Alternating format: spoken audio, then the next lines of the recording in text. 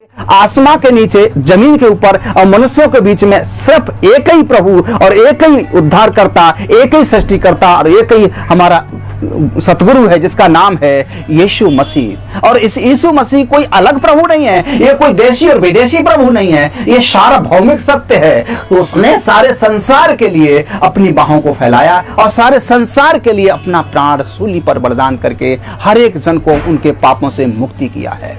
मैं भी इसी हालात में, इसी कैटेगरी में था, एक आम आदमी। गांजा, शराब, जुआ, व्यभिचार, मेरी आंखों में गंदी सोच, सब कुछ था और मैं एक नाश हो रहा था। मेरे शरीर में एक पसली उठती थी और उसका कोई इलाज नहीं था संसार में कहीं। और मैं सुबह 4 बजे उठकर स्नान करके शंख फूंक देता था और सारे नियम और व्रत बड़े कायदे से करता था, लेकिन फिर भी मेरे लिए कहीं पर भी कोई राहत की नाम की चीज नहीं थी। अंततः क्या हुआ कि मैं एक दिन बहुत ही ज्यादा खून का दस्त शुरू हो गया और मैंने सोचा कि ऐसी दुनिया से क्या फायदा जीने से। मैं अपने आप में घुटन महसूस करने लगा और मैं कहने लगा कि अगर कोई दुनिया का कोई प्रभु है, एक सृष्टिकर्ता, कोई अल्लाह है, खुदा है, तो कितना बेदर्द हो गया है जो मैं ऐसी हालात में हूं।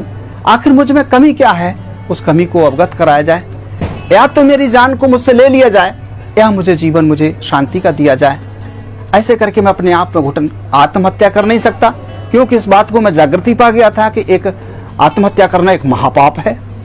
ऐसी हालातों में बड़ी मुश्किलों से मैं जब उठ के गया तो क्या देखा कि एक छोटा सा पर्चा मुझे मिला और वो पर्चा किसी व्यक्ति ने फेंक दिया था। उसमें एक नाम मिला था, यीशु नाम, और उसने कहा, उसमें लिखा था, हे सब परिश्रम करने वालों और बोझ से दबे लोगों, मेरे पास आओ, मैं तुम्हें विश्राम दूंगा। मैंने अपनी समझ से कोई धर्म, कोई पंथ या कोई जप तप या कोई धार्मिक कर्मकांड, उपवास, व्रत नहीं छोड़ा, लेकिन फिर भी मेरे जीवन में अशांति और निराशा बहुत अच्छी तरीके से राज कर रही थी। मैंने उस किताब को, पर्चे को पढ़ा, हे सब परिश्रम करने वालों, बोझ से दबे लोगों, मेरे पास आओ, मैं तुम्हें विश्राम दूंगा। मार्ग और सच्चाई और जीवन मैं ही हूं। जो मुझ पर विश्वास करता है, जो काम मैंने किए हैं वो काम वो भी करेगा। मैंने बहुत सी इन बातों को पढ़ा, मैंने सोचा कि ये क्या बात है, और उसमें लिखा कि मार्ग और सच्चाई और जीवन मैं ही हूं। मैंने उस बात को पढ़ करके मैंने कहा कि चलो देखते हैं, सबको देखा है, चलो तुझे भी देखते हैं आखिर क्या है। तो उसमें लिखा है कि इसमें लिखी हुई प्रार्थना को आप अपने जीवन में पढ़ें और याद करें और उसको अनुसरण करें और आपको प्रभु आराम देगा, शांति देगा। मैंने उसको वहीं से आराम पढ़ा और वहीं से मेरे लिए शांति का मुझे अनुभव हुआ। लिखे हुए पते पर मैंने और कुछ मंगाया, फिर वह कहीं पर कहाँ होता था इसका सत्संग, मैंने उसके बारे में जानने के लिए काफ़ी कुछ प्रयास किया, कहीं मिला, बहरहाल मुझे शांति नहीं मिली। अंत में मैं बढ़ता चला गया तो प्रभु की आत्मा ने मुझे खुद ही प्रोग्रेस किया और बताया कि इस तरह से आपको आगे बढ़ना है। तो फिर मैंने इस तरह से प्रभु को 3 दिन का फास्टिंग उपवास व्रत रखा और रखने के बाद प्रभु ने मुझे अपने सामर्थ्य से, अपनी आत्मा से वो अलौकिक शक्ति और सामर्थ्य से भर दिया जो कि मैं कभी भी स्वप्न में भी नहीं सोचा था।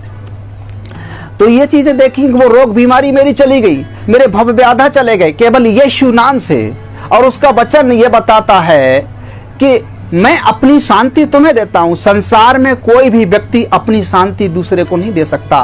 कोई भी महापुरुष, कोई भी ऋषि मुनि, कोई भी धर्म पंथ का कोई भी सृजन करने वाला अपनी शांति दूसरे को नहीं दे सकता। केवल उस परमात्मा ईसा मसीह ने इस शब्द को बोला, मैं अपनी शांति तुम्हें देता हूं, और उसने मुझे अपनी शांति दी। मैं अपनी उसकी शांति से आज भरपूर हूं।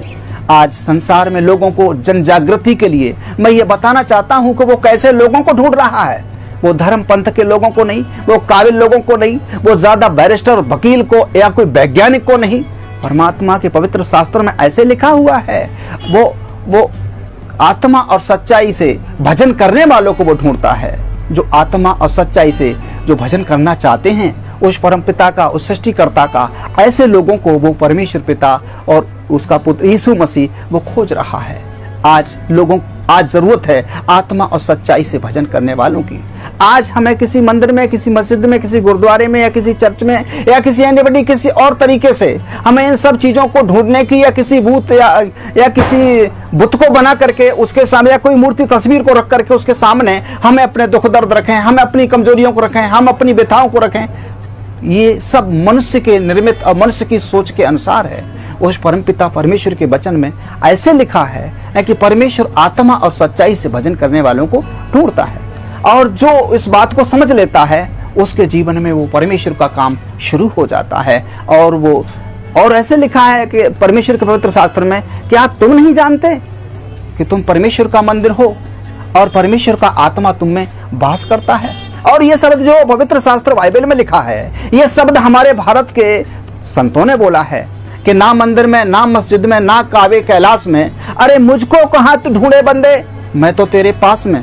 वो हमेशा हम में है, मुझ में है, लेकिन कभी भी हम लोग उसको ढूंढने का प्रयास नहीं करते, और करते भी हैं तो एक दूसरे के गुरु या महंत के द्वारा, एक नए नए योगा के माध्यम से, नए नई क्रियाओं के माध्यम से उसको हम अपनी ताकत से, अपनी बुद्धि से खोजने का प्रयास करते हैं। ये बिल्कुल नामुमकिन है, बिल्कुल असंवैधानिक है, ये ईश्वरीय विधान के अनुसार नहीं है। परमात्मा तो जगत के मूर्खों को बुला रहा है, जो न किसी काम के लायक है, दुनिया में लोगों ने उसको अलग कर दिया है, सारे संसार के लिए बुला रहा है। और वो कह रहा है, हे सब परिश्रम करने वाले बहुत से दबे लोगों, मेरे पास आओ, मैं तुम्हें विश्राम दूंगा।